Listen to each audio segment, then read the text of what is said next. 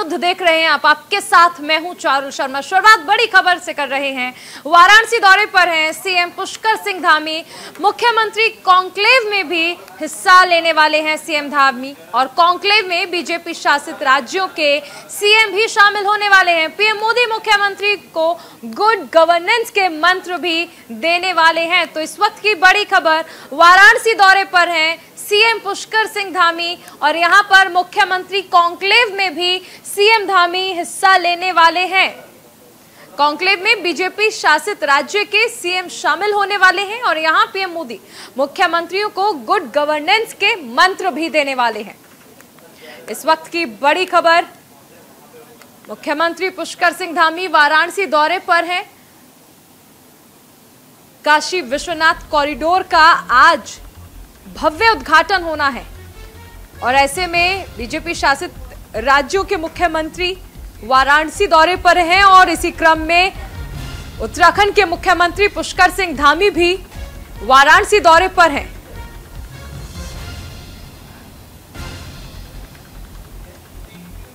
तो वाराणसी दौरे पर हैं सीएम पुष्कर सिंह धामी, और यहां पर मुख्यमंत्री धामी मुख्यमंत्री कॉन्क्लेव में हिस्सा लेने वाले हैं, जहां पर पीएम मोदी गुड गवर्नेंस के मंत्र देने वाले हैं।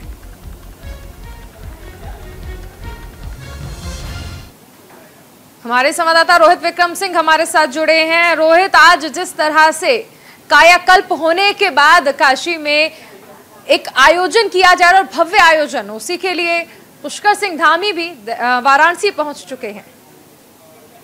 चारुल, अभी जो मुख्यमंत्री पुष्कर सिंह धामी है, अभी फिलहाल देहरादून में है। अभी शासकीय कार्यों को निपटा रहे हैं और विभागीय अधिकारियों के साथ समीक्षा बैठक करेंगे।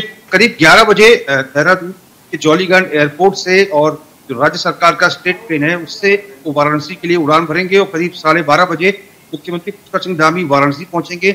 और उसके बाद जो तय शेड्यूल के अनुसार जो हमें जानकारी, जो इनपुट्स मिल रही है, 1:15 पर वाराणसी के होटल ताज में वो मुख्यमंत्री कॉन्क्लेव में शिरकत करेंगे, जहां पर तमाम बीजेपी शासित राज्यों के जो मुख्यमंत्री हैं वो भी पहुंचे होंगे। और वहां पर प्रधानमंत्री नरेंद्र मोदी के द्वारा जो केंद्र पोषित तमाम जो योजनाएं हैं, हमने बीते रोज दिखाया था किस तरह से मुख्यमंत्री पुष्कर सिंह धामी के नेतृत्व में तमाम मैराथन बैठक चल रही थी। केंद्र पोषित योजनाओं को लेकर शासन के तमाम वरिष्ठ अधिकारियों से वो फीडबैक ले रहे थे, चाहे वो अटल आयुष्मान योजना की बात, फसल बीमा योजना की बात हो, उज्ज्वला योजना की बात हो, ग्रामीण आवास योजना की बात, प्रधानमंत्री आवास योजना की बात हो। इन तमाम योजनाओं में कितना पैसा खर्च हुआ है, जिक्र किया था कि किस तरह केंद्र पोषित योजनाओं को धरातल पर इस वक्त उतारना बहुत ज्यादा प्राथमिकता में भी आ गया है। बने रहिए रोहित, आप हमारे साथ, आगे भी आपसे जानकारी लेंगे। अभी रुक कर एक और बड़ी खबर का, विधानसभा चुनावों की तैयारियों में जुट चुके हैं दिग्गज। पीएम मोदी, अरविंद केजरीवाल और राहुल गांधी की रैलियां प्रस्तावित हैं उत्तराखंड में। पीएम मोदी की कुमाऊं में होगी विशाल जनसभा, 24 दिसंबर को कुमाऊं मंडल में होगी पीएम मोदी की ये रैली, और पीएम की रैली के लिए तैयारियों में जुट चुका है स्थानीय प्रशासन। 14 दिसंबर को अरविंद केजरीवाल की जनसभा होने वाली है, वहीं 16 दिसंबर को देहरादून में राहुल गांधी की विशाल रैली भी होने वाली है।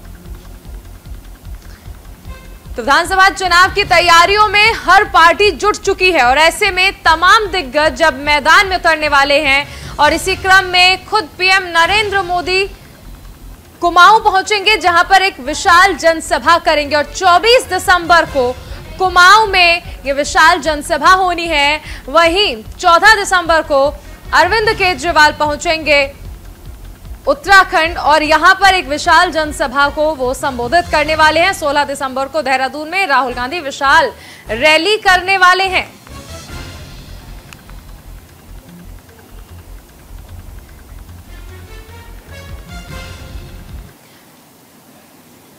तो हमारे संवाददाता संजय पुंडीर भी हमारे साथ जुड़ चुके हैं। रोहित हमारे साथ लगातार बने हुए हैं। संजय, आपके पास आना चाहेंगे।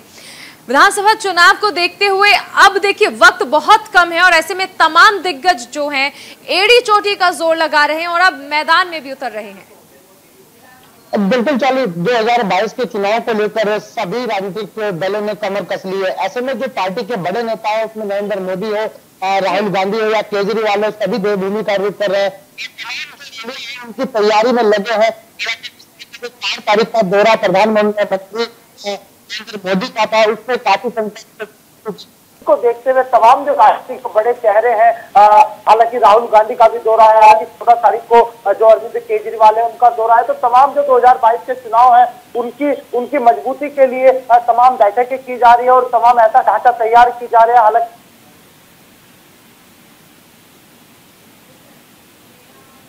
सकता है कि आने वाले 2022 युद्ध स्तर पर संजय बने रहिए हमारे साथ, रोहित भी हमारे साथ बने हुए हैं। रोहित, अगर देखा जाए तो तमाम दिग्गज क्योंकि इस वक्त मैदान में उतर रहे हैं और ऐसे में हर पार्टी ये विश्वास दिलाने की पूरी कोशिश करेगी कि उनकी पार्टी ही पूरी तरह से जनता की हितैषी है, जनता की जो भी समस्याएं हैं उन्हें पूरा करेंगे। और ऐसे में देखिए कि अरविंद केजरीवाल भी पहुंच रहे हैं 14 तारीख को, उधर राहुल गांधी 16 तारीख को पहुंचेंगे, 24 को प्रधानमंत्री नरेंद्र मोदी भी कुमाऊं में होंगे। और ऐसे में देखिए कि दो पार्टियां तो हैं, बीजेपी और कांग्रेस हमेशा से आपस में सरकारें बनाती रही हैं, लेकिन ऐसे में आम आदमी पार्टी भी अपनी जमीन को मजबूत करने की कोशिश कर रही है उत्तराखंड में। सही कहा कि आम आदमी पार्टी बिल्कुल अपनी जमीन मजबूत करने में लगी हुई है, जिसके तहत हमने देखा पूर्व में भी इस तरह से दिल्ली के मुख्यमंत्री अरविंद केजरीवाल, जो कि आम आदमी पार्टी के राष्ट्रीय संयोजक हैं, वो पहुंचते हैं और रोजगार गारंटी योजना चलाते हैं, जिसमें लाखों की संख्या में रोजगार के लिए युवा जो है पंजीकरण करा रहे हैं अपना। और आम आदमी पार्टी ने साफ तौर पर कहा है कि अगर प्रदेश में आम आदमी पार्टी की सरकार बनेगी तो 6 महीने के भीतर 1 लाख तक के युवाओं को रोजगार दिया जाएगा और जिनको रोजगार नहीं मिल पाएगा उनको 5,000 तक का जो भत्ता है, बेरोजगारी भत्ता, वो आम आदमी पार्टी की सरकार देगी। और इसके साथ ही 300 यूनिट मुफ्त बिजली की भी घोषणा की है। अब कल जिस तरह से काशीपुर में जब पहुंचेंगे अरविंद केजरीवाल, तो जाहिर तौर पर एक विशाल जनसभा संबोधित करेंगे और कोई और बड़ी घोषणा भी कर सकते हैं। और बिल्कुल, देखिए सबसे अहम चीज है रोहित की उत्तराखंड क्रांति दल लंबे समय से वहां पर रहा है, लेकिन उस कदर जमीन पर काम नहीं कर रहा है। लेकिन आम आदमी पार्टी ने जब से विधानसभा चुनाव लड़ने का ऐलान किया है तभी से अपनी जमीन मजबूत कर रही है वहां पर। आप बने रहिए, आगे भी आपसे जानकारी लेंगे। उधर राहुल गांधी की देहरादून में होने वाली रैली को सफल बनाने के लिए हरिद्वार में कांग्रेस कार्यकर्ताओं ने तैयारियां शुरू कर दी हैं और हरिद्वार की रानीपुर विधानसभा से विधायक पद की दावेदारी कर रहे कांग्रेस नेता महेश प्रताप राणा ने रैली की तैयारी को लेकर बैठक की। बता दें कि हरिद्वार की सभी विधानसभा से देहरादून में होने वाली रैली में लोगों की संख्या जो है वो बढ़ने का अनुमान जताया जा रहा है।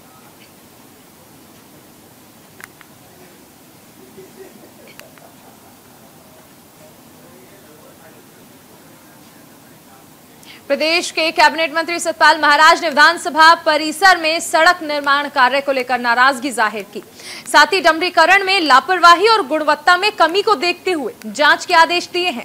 विधानसभा परिसर के अंदर हुए सड़क निर्माण कार्य की गुणवत्ता में सुधार लाया जाए और निर्माण कार्य की जांच के बाद कार्रवाई के निर्देश दिए।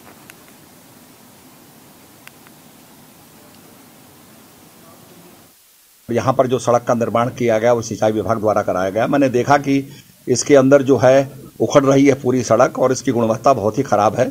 मैंने जांच के आदेश दे दिए हैं और जो दोषी अधिकारी है उसको दंडित किया जाएगा और इसमें बड़ी सख्त कार्रवाई की जाएगी। उधर सीएम पुष्कर सिंह धामी ने 100 फीट ऊंचे त्रिशूल डमरू को स्थापित किया, जिसके बाद गंगा जल से अभिषेक किया। बता दें कि कुंभ मेला 2021 के भव्य आयोजन के दौरान सीएम ने त्रिशूल डमरू को स्थापित करने का ऐलान किया था।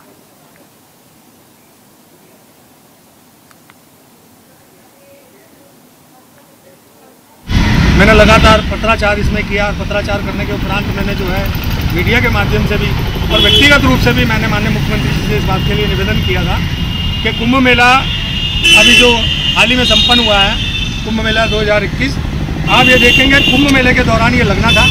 अगर कुंभ मेले के दौरान ये लगता तो इसका भव्य स्वरूप कुछ और होता, लेकिन चलो देर से सही, सरकार ने इसे संज्ञान लिया। हरिद्वार के रुद्रपुर पहुंचे उत्तराखंड के मुख्यमंत्री पुष्कर सिंह धामी ने सामूहिक शादी समारोह में शिरकत की और रुद्रपुर के ट्रांजिट कैंप में आयोजित सामूहिक शादी समारोह में नव विवाहित जोड़ों को आशीर्वाद दिया।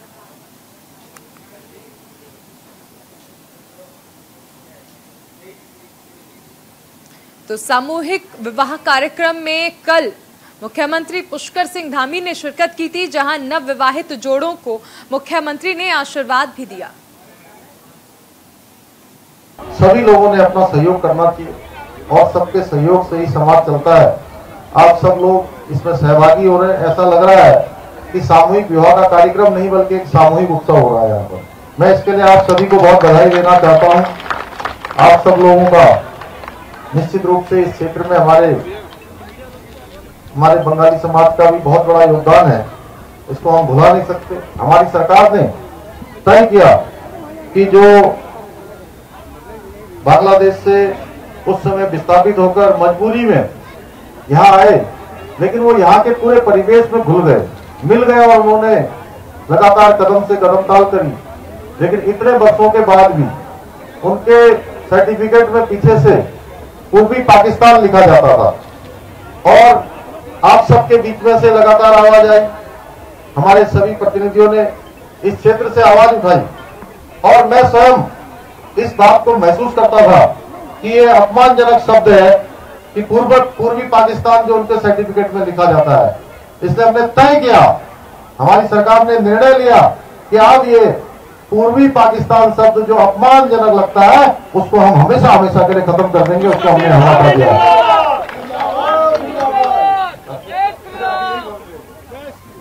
ये मांग वैसे तो बहुत पहले से चल रही थी, पहले ही हो जाना चाहिए था, लेकिन हो सकता है कुछ काम ऐसे होते हैं कि उसमें वो सौभाग्य लिखा होता है और ये सौभाग्य मुझे मिला था। मैं इसके लिए आप सबका धन्यवाद करना चाहता हूं। आज मैं उस पार्टी का प्रतिनिधित्व करता हूं, उस पार्टी से आता हूं जहां श्यामा प्रसाद मुखर्जी के जो मूल्य है, उन मूल्य और आदर्शों पर स्थापित अगर कोई पार्टी है तो पार्टी भारतीय जनता पार्टी है। हम नारा लगाते थे जहां हुए बलिदान मुखर्जी, वो कश्मीर हमारा है, वो कश्मीर हमारा है, सारा का सारा है। और उस कश्मीर के अंदर जहां श्यामा प्रसाद मुखर्जी का बलिदान हुआ, उस कश्मीर को भारत में पूर्ण रूप से मिलाने के लिए 40,000 से भी ज्यादा लोगों ने अपनी शहादत दी। और देश की आजादी के इतने बड़े लंबे कालखंड के बाद भी उस कश्मीर के अंदर 2 प्रधान, 2 विधान, 2 निशान चलते थे, 2 संविधान चलते थे वहां पर। अगर इसको भी किसी ने बदलने का काम किया तो हमारी भारत मां के लाल यशस्वी प्रधानमंत्री नरेंद्र भाई मोदी के नेतृत्व में धारा 370 वहां पर समाप्त हुई है। उत्तराखंड कांग्रेस के प्रदेश अध्यक्ष गणेश गोदयाल ने सीडीएस विपिन रावत को भारत रत्न देने की मांग की। उन्होंने कहा कि उत्तराखंड सैनिक बाहुल्य प्रदेश है, उत्तराखंड के वीर सेना में अपनी सेवाएं दे रहे हैं और जनरल बिपिन रावत ने अपना तन मन देश के लिए न्यौछावर कर दिया। वहीं गोदयाल ने कहा कि कांग्रेस मांग करती है कि सीडीएस जनरल बिपिन रावत को भारत रत्न से नवाजा जाए।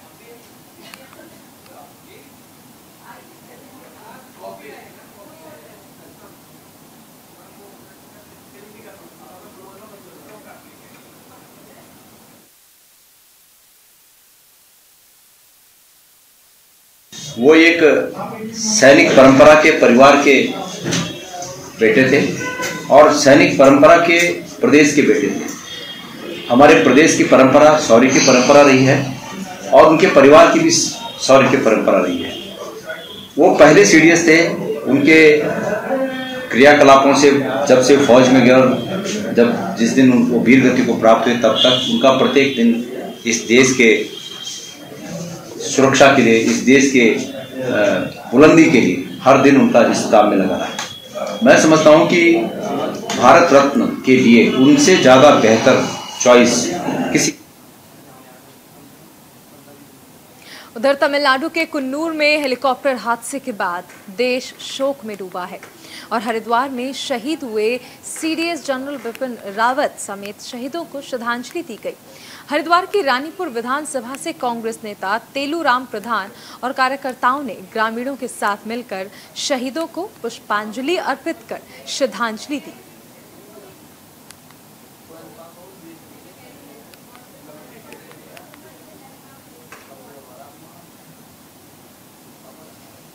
तो तमिलनाडु के कुन्नूर में जिस तरह से हेलीकॉप्टर क्रैश हुआ और उसके बाद 13 लोगों ने उसमें जान गंवाई, जिसमें देश के वीर सैनिक भी थे, सेना के जवान भी थे। उन्हें श्रद्धांजलि अर्पित की गई।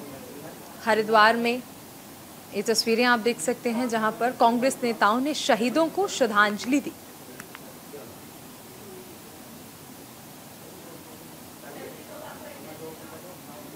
इस वक्त की बड़ी खबर आपको बता दें, कांग्रेस ने की है सैन्य धाम बनाने की मांग। शहीद सीडीएस बिपिन रावत के गांव में सैन्य धाम बनाने की मांग की गई है। कांग्रेस प्रदेश अध्यक्ष ने राज्य और केंद्र सरकार से ये मांग की है।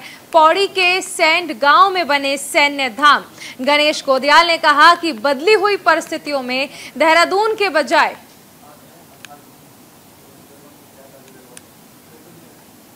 सीडीएस बिपिन रावत के गांव सैंड में सैन्य धाम बनाया जाए। कांग्रेस प्रदेश अध्यक्ष ने राज्य और केंद्र सरकार से ये मांग की है और कहा है कि सैन्य धाम बनाया जाए सीडीएस बिपिन रावत के गांव सैंड में।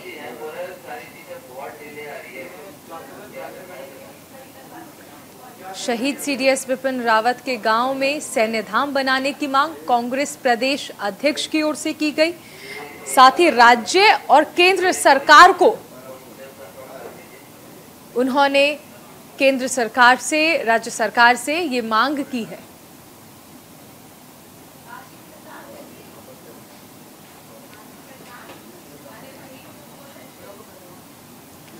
तो पौड़ी के सैंड गांव में सैन्य धाम बनाया जाए, ये मांग की गई है कांग्रेस प्रदेश अध्यक्ष गणेश कोदियाल की ओर से। उन्होंने कहा कि यही सच्ची श्रद्धांजलि है शहीद सीडीएस जनरल बिपिन रावत के लिए। सैन्य धाम बनाने की मांग जनरल बिपिन रावत के गांव सैंड की, जो कि पौड़ी जिले में पड़ता है। हमारे संवाददाता रोहित विक्रम सिंह हमारे साथ बने हुए हैं। रोहित, कांग्रेस प्रदेश अध्यक्ष की ओर से ये जो मांग की गई है उस पर सरकार का क्या स्टैंड है, सरकार का क्या कहना है? सबसे अहम चीज है कि उन्होंने सीधे तौर पर कहा है कि सीडीएस जनरल बिपिन रावत को इससे अच्छी कोई और श्रद्धांजलि नहीं हो सकती। देखिए, बीते रोज कांग्रेस के प्रदेश अध्यक्ष गणेश कोदियाल ने मांग की है भारत सरकार से और प्रदेश सरकार से कि सैन्य धाम पहले देहरादून में प्रस्तावित था बनना, उसको अब सीडीएस जनरल बिपिन रावत गांव में बनाया जाए, क्योंकि वो देश के लिए शहीद हो गए। उनका सैंड गांव अति दुर्गम क्षेत्र में है और सैंड गांव में अगर सैन्य धाम बनेगा एक अच्छी श्रद्धांजलि सीडीएस को देश के द्वारा होगी।